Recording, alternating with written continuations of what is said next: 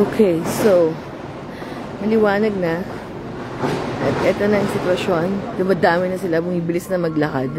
Kasi nga, I'm sure may pila na sa loob. So yan, sunrise na, madaming mga ini-instruction na ng mga volunteers. Ayan, ang proteksyon at civil eh. Ito yung area ng media. So meron silang mataas na parang stage so that they can see mga nag-broadcast. And okay, so we're not gonna go inside. Obviously, nakadalawang beses na tayo. Super blessed and thankful. Papunta tayo sa right side kung saan ang entrance. Yung left side dun ang exit later on. So ayan, may mga nag-picture taking and before they can enter. I know it's like a field trip. So this is the way to go out or in. At this moment, ito lang yung entrance na side. So yan. So maliwanag na. Nung nakita ko yung live sa EWTN, clean-nose nila yung part ni Pope. I don't know, baka nire-retouch or I don't know, baka may private prayer or blessing. So I was lucky kasi nung nandun ako, nakita ko talaga yung face niya. May curtain na red eh. I'm not sure what is happening there, but I'm gonna show you the line right now. Parang hindi nagpapapasok. Wait lang. I don't see anybody inside. Did they stop letting people in? Kasi may pila na dito sa labas.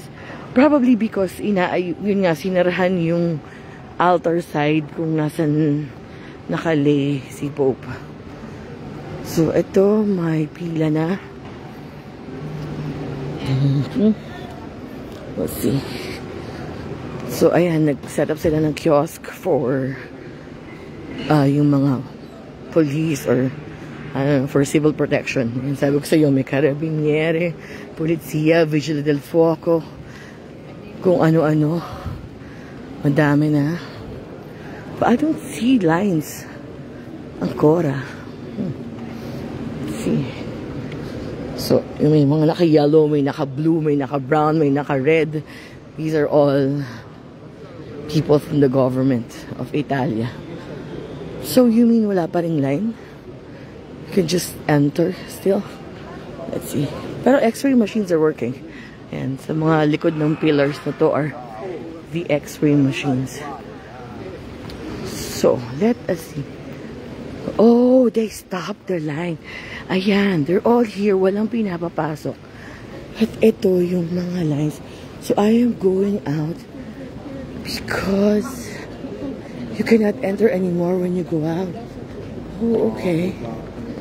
So, there's the line. They got stopped. So, hindi ka pa makakapasok.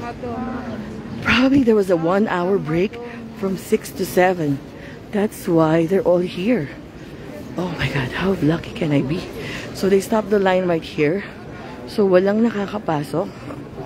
So, that's the line of people going in. It's still short, by the way, huh?